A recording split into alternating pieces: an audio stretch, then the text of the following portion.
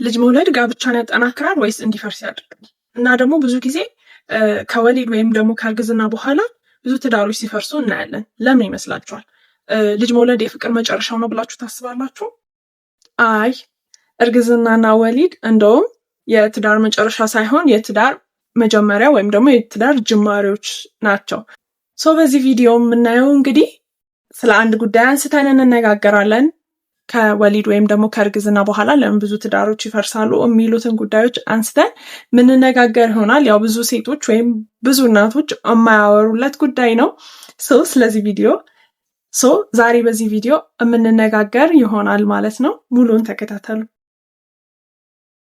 ሰላም፣ እንኳን ወደዚህ ቻናል በሰላም መጣችሁ። ቤት ይባላለሁኝ፣ ባለትዳርና የአንድ ወንድ ልጅ እናት ነኝ። በዚህ ዩቲዩብ ቻናል ላይ እንግዲህ ሁልጊዜ እንዳምለው እናትነት እንዲሁም ስለ እናትነት አስደናቂ ጉዞዎች፣ አስገራሚ ጉዞዎች የምንነጋገር የምንወያይ ይሆናል ማለት ነው። እንደ ቀድሞ እንግዲህ ዛሬም አንድ ርዕስ አንስቼ በዛ ጉዳይ ላይ የምንነጋገርና የምንማማር ይሆናል ማለት ነው።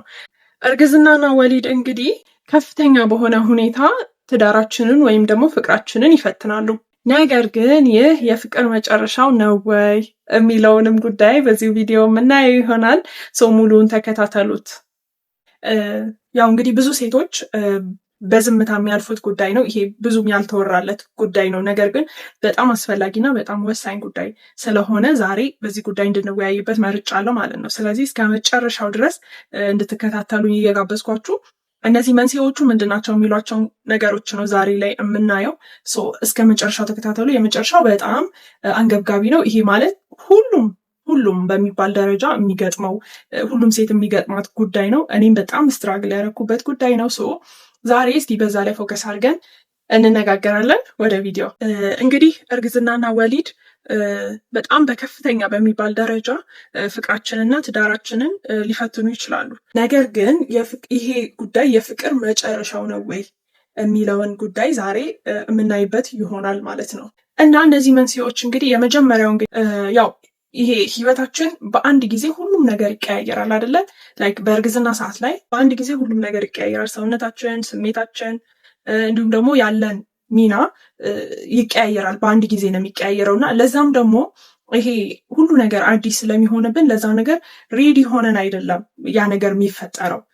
ከተፈጠረ በኋላ ነው ራሳችን ውስጡ ገብተን የምናገኘው እንጂ ይሄ ተዘጋጅተንበት ምንገባ ጉዳይ አይደለም። ሁልጊዜ እንደምናገረው በእርግዝና ሰዓት ወይም በወሊድ ሰዓት ይሄ ከመጽሐፍ ጋር አንድ ላይ አይመጣልንም። ህይወት ውስጥ ገብተን ነው እየተማማርን የምናልፈው እና ይሄ በአንድ ጊዜ ሁሉ ነገር ሲቀያየርብን በህይወታችን ላይ የሚመጡት ለውጦች በአጠቃላይ ሲፈራረቁ ይሄ ችግር ሊፈጠር ይችላል ማለት ነው። ይሄ አንዱ መንስኤው ሊሆን ይችላል ማለት ነው። ሌላው ሁለተኛው ስሜታዊ ፍላጎቶቻችን አይገናኙም። ያ ማለት እናት ስንሆን የሚያስጨንቁ ነገሮች አሉ፣ የሚያደክሙን ነገሮች አሉ። ይሄ አይምሯችን ቢዚ ነው የሚሆነው፣ በጣም እንጨናነቃለን ምናምንና ከዛ እንደዛ ሆነን እንደዛ ስለምንሆን ላይክ ከዛ ሰው ደግሞ የምንጠብቀው ምንድነው? በጣም ብዙ ትሪትመንት፣ መታቀፍ፣ በቃ ይሄ ሹሹ መባል አይነት ይሄ በጣም ለየት ያለ እንክብካቤ እንፈልጋለን አይደለም? ያንን ደግሞ ያኛው አካል ላይረዳ ይችላል፣ ባልሽ ላይረዳ ይችላል እና ምን ያስፈልጋታል የሚለውን ነገር እኛ እየተሰማን ያለውን ስሜት ወይም ደግሞ እኛ ጋር እየተፈጠረ ያለውን ነገር ለማወቅ ስለማይችል ያ ነገር ግጭት ሊፈጥርብን ይችላል ማለት ነው። ይሄኛው ደግሞ ሁለተኛ የግጭት መንስኤ ወይም ደግሞ ለዛ ለትዳራችን መቀዛቀዝ መንስኤ ሊሆን ይችላል። ሌላው ሶስተኛ ደግሞ ልጅ መሀል ሲሆን በራሱ ይሄ መቀዛቀዝን ሊያመጣ ይችላል። ምክንያቱም ልጅ ሁሉን ነገር ይወስዳል። ጊዜን ይወስድብናል፣ ኃይላችንን ይወስድብናል፣ ትኩረታችንን ሙሉ በሙሉ ይወስድብናል እና ትዳራችንን በጎን ቁጭ አድርገ ነው ከዛ ሙሉ በሙሉ ያለን ኃይላችንን ልጃችን ላይ ብቻ እናድርገዋለን። ያ ደግሞ በዛ ትዳር መሀል ይሄ የሆነ ክፍተትን እየፈጠረብን ይሄዳል ማለት ነው። አራተኛ ብዬ ማስበው አንዳንዴ ይሄ ፋይናንስ ጉዳይ የገንዘብ መጨናነቅ ይፈጥራል። ምክንያቱም ልክ ከእርግዝና በኋላ እንግዲህ ለሆስፒታል አለ፣ ለልጁ የሚያስፈልገው ነገር አለ፣ ለእናትየው የሚያስፈልገው ነገር አለ። ከዛ ደግሞ እናትየው ስራ ታቆማለች፣ ሙሉ በሙሉ ልጇ ላይ ትሆናለች እና ያን ወጪ ሙሉ የሚሸፍነው እሱ ይሆናል እና በዛ መሀል ይሄ የፋይናንሻል ነገሮች ስትራግል ይመጣልና ይሄ ነገርም ፍቅራችንን ወይም ደግሞ ትዳራችንን ሊፈትነው ይችላል። ይሄ ማለት የገንዘብ እጥረት ያው የታወቀ ነው፣ በጣም ከባድ ነው። ምክንያቱም የምንፈልገው ነገር አለማድረግ ትንሽ ከባድ ይመስለኛል እና በዛ መሀል የሆነ ክፍተት እሱም ሊፈጥር ይችላል። ሌላው ደግሞ አምስተኛውና የመጨረሻው እንደነገርኳችሁ እኔም በጣም ስትራግል ያደረኩበት ጉዳይ ነው። በጣም ከባድ ኬዝ ነው። አብዛኛው ሴት እኔ አልገጠመኝም የምትል ሴት ካለች በጣም እድለኛ ነች። ግን በጣም አብዛኛው ሴት የሚገጥማት ጉዳይ ነው። አንዳንድ ጊዜ ፊል አናደርገው በቃ ይሄ የሆነ ሰዓት ላይ የሆነ ሰው ነው የሚያነቃን እና እሱ ምንድን ነው? የሆርሞን መዛባት ነው። የሆርሞን መዛባት በጣም ከባዱ ፓርት ነው። ይሄ ለሴት ልጅ ከእርግዝና ጀምሮ ያለው ፓርት ላይ በጣም ስትራግል የምናደርግበት ጉዳይ ነው። እኔ በጣም ከብዶኝ ነበር እውነት ለመናገር መጀመሪያ ላይ እኔ አይዘኝም እንደዚህ አልሆንም ብዬ ነበረ፣ ማለት የሚገጥመኝ አልመሰለኝም ነበር። ነገር ግን በምን አይነት መልኩ እንደሚመጣ እናውቀውም እና እኔ መሰለኝ ምንድነው ድብርት ብቻ ነበር የመሰለኝ። ይሄ የአራስ ቤት የሚመጣ ድባት ያለ አይደለ? እንደዛ ስለመሰለኝ ነው እኔ አይደብረኝ። ምክንያቱም በጣም እኔ ያለኝ ኤክስፒሪየንስ ቤት ውስጥ በጣም ጊዜ ማሳለፍ ልምድ አለኝ እና ቤት ውስጥ መሆን የሚደብረኝ አይነት ሰው ስላልሆንኩኝ አይገጥመኝም ብዬ ነበረ። ነገር ግን የቤት ውስጥ የመሆንና ያለመሆን ጉዳይ አይደለም፣ ለካ የሆርሞኑ ችግር ነው እና አንዳንድ ጊዜ ይሄ ችግር አንዳንድ ጊዜ በጣም በሲሪየስ መወሰድ መታየት አለበት እና እኔ በጣም ከብዶኝ ያሳለፍኩት ጊዜ ነው። ምክንያቱም ያሳለፍኩት ጊዜ ነው ምንድነው ይሄ አንዳንድ ጊዜ አይታወቀንም እና በጣም እንቆጣለን። እኔ አሁን በራሴ ያየሁትኝ በጣም እቆጣለሁ፣ በጣም እናድዳለሁ፣ ዝም ብዬ ያለ ምክንያት አልቅሳለሁ። ምንም ስባል ምክንያቴን አላውቀውም። በቃ ይሄ እያንዳንዱ ነገር ያነጫንጨኛል ምናምን እና እኔ እየታወቀኝ አልነበረም።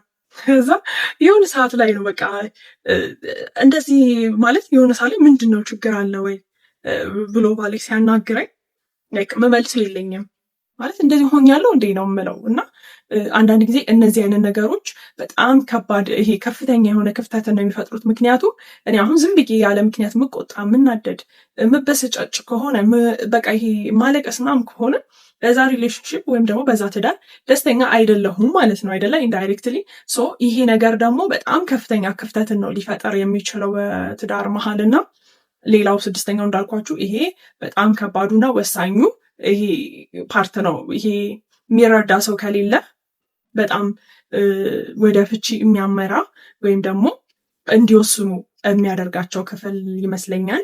ምክንያቱም ከባድ ነው እና ብዙ ጊዜ እንደዚህ አይነት ችግሮች ይፈጠራሉ።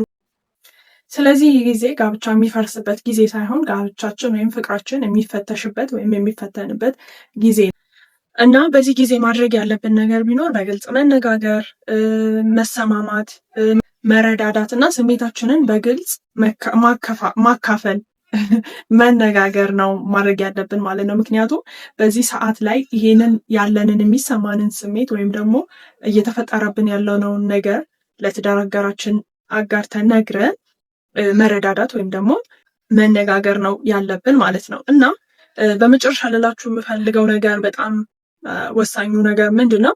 እርግዝናና መውለድ የትዳር መጨረሻ አይደለም። እንደውም በተቃራኒው የትዳር ጅማሬ ነው ብዬ ነው ማስበው። እኔ የትዳር የመጀመሪያው ክፍል ነው ብዬ ነው ማስበው። እና እናንተ ብቻ አይደላችሁም ስትራግል የምታደርጉበት፣ በጣም ብዙ ሰዎች ስትራግል ይሄ በጣም የሚያታገላቸው ወይም ደግሞ የሚያስጨንቃቸው ጉዳይ ነው። ስለዛ በመነጋገርና ነገሮቻችሁን በመነጋገርና በመረዳዳት እንዲሁም ስሜታችሁን በግልጽ በመነጋገር እነዚህን ጉዳዮች መፍታት ትችላላችሁ። ሰው በቀጣይ ቪዲዮ ደግሞ ሌሎች መፍትሄ ሊሆኑ ይችላሉ የማስባቸውን ነገሮች ይዤላችሁ ቀርባለሁ ማለት ነው። ይሄ ቪዲዮ ይጠቅማል ብላችሁ ለምታስቡ ሰው ሼር ማድረግ ትችላላችሁ። እንዲሁም ደግሞ ላይክ፣ ኮሜንት፣ ሼር በማድረግ ሰፖርት ልታደርጉኝ ትችላላችሁ። እንዲሁም እንደዚህ አይነት ኮንተንት የሚመቻችሁ ከሆነ ሰብስክራይብ አድርጋችሁ ቤተሰብ መሆን ትችላላችሁ። እስካሁን ስለተከታተላችሁኝ ከልብ አመሰግናለሁኝ።